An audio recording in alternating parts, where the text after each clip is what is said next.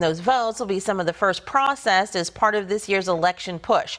So what does processed mean versus counted? And just where is the county with election prep in general? Jan Haynes with me now live from where much of the processing action will happen. Welcome back to Fox 40 News at 11. Thank you. How are you? I'm doing well, thank you. And I know this, gets to be like Super Bowl season when it's election time for you all. So at the end of September, the county started testing its ballot counting machines to make sure everything is as accurate as possible. Now that mail-in ballots have gone out to homes, some are starting to come back. So processing of ballots has started, but processing is not counting, right? That's right. So processing is when we start to run the vote by mail ballots through the mail sorter, which not only tracks them for people who are subscribed to Ballot Tracks, but it also takes a photo of their signature so that we can do that identification eligibility before we actually start opening the envelopes. Now, this is a precise, highly coordinated dance, if you will, pulling off everything that has to go into an election with integrity and efficiency that our democracy demands. This election, your office is dealing with 185 ballot types in 3 different languages. How does that happen? It happens with a lot of teamwork, a lot of coordination, and a lot of long hours. We have our regular staff that go through and they lay out all of the ballots, they proof all of the ballots, and then send all the design files to the printer.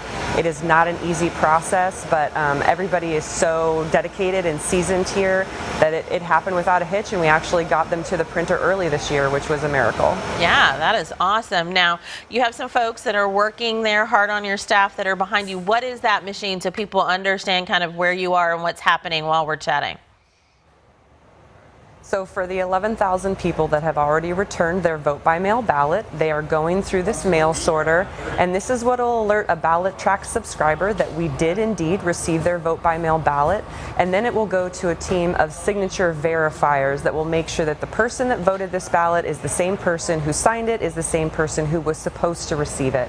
And that is a really critical part of our step to make sure that we don't deal with any sort of voter fraud. Alrighty, last week staff spent some time registering some of our homeless neighbors at Loaves and Fishes. Unfortunately, the latest point-in-time count showed the region has just really had an explosion in the ranks of the unhoused, up around 9,400 folks in our area, a 68% increase since 2020. Why is that effort to make it easy to register the homeless so important? We want to make sure that everyone who is eligible to vote knows that they do have the right to vote. And it's a little known fact that people that are unhoused do have the right to vote.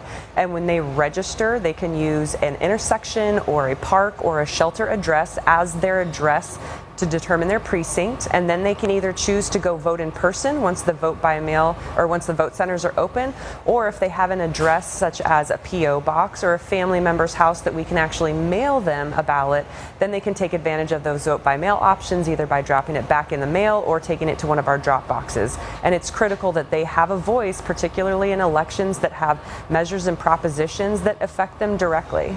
And this is one of them in the city of Sacramento. Now, we are living and voting in an era in which some folks across America and in Congress are still debating and casting doubt on the results of the last presidential election, falsely claiming that there's widespread corruption in our voting process. Just yesterday, the president of the California Voter Foundation told me that she believes our system here in California to be one of the safest and most reliable in the country, but we know there can be isolated issues. Your office is looking into a stack of ballots, perhaps discarded in Wilton. Some pictures of those have surfaced, and some folks in Elk Grove believe that their mail-in ballots may have been stolen.